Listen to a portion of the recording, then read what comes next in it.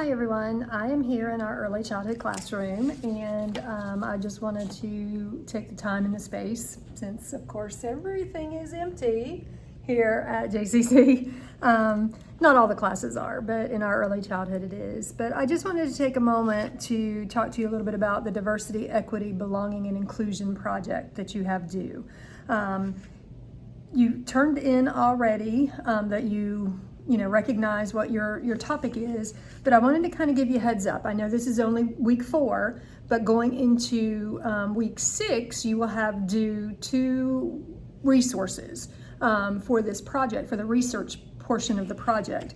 If you print out the project, such as I have done, it is front and back. It's 2 pages or 4 pages if you do, you have to print them out singly. But basically, the part of the assignment that you're going to be working on is part 1, and that is the presentation assignment. And for this one, we really want you to use really good, reputable journals or resources that you can find. And our library here is open at JCC, as well as a lot of the public libraries with limited capacity, of course, and of course wearing your mask and social distancing. But you can come to campus and do that. I think though they are closing earlier in the day, so those of you who work during the day, that might not benefit you to come to JCC. However, you can go online and look at the list that I provided for you in the assignment itself.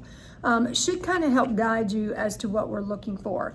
I know there are a lot of bloggers out there, and my husband and I actually do a blog. So we know that there are blogs out there, and some of them are by reputable resources, doctors and psychologists and things like that. However, we really want you to stick to like some professional journals, really looking at those for this assignment. So your NACE organization, which is the National Association for the Education of Young Children, the NEA, which is the National Education Association, 0 to 3, if you're working more with the infants and toddlers, they offer some great resources for both families and childcare providers. So look at some of those resources. There's also a thing called the Childcare Information Exchange, and that is a publication that comes out for childcare center directors. All of those are really good and reputable resources that we will accept.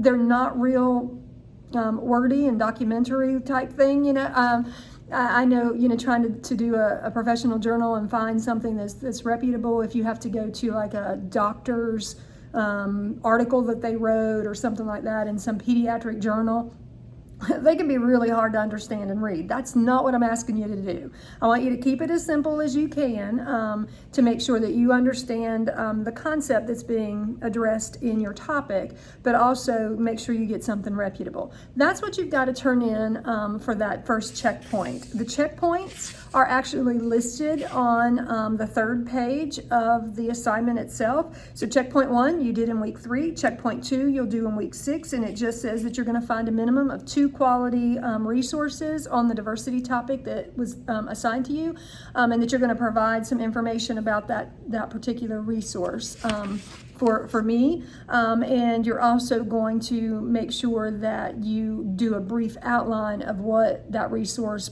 provides for you related to your topic, so that I know you've kind of researched it a little bit. This project tends to be a little large, and because there are several pieces of it, I wanted to give you the opportunity to start working on it as quickly as possible. So please make sure that you start on that and that you get these resources by week 6. And remember, everything in this class is due on Wednesday. After that, it's considered late and it's a 0. So please make sure you have everything in on time.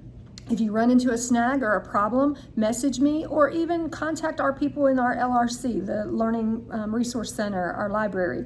They can help you find stuff online as well. And we have a great online resource. And if you email them, they may not be able to email you back that night, but they'll email you during the day when they're here working, and then you can get the message that evening. So plan ahead and make sure you're not doing it the Wednesday that it's due.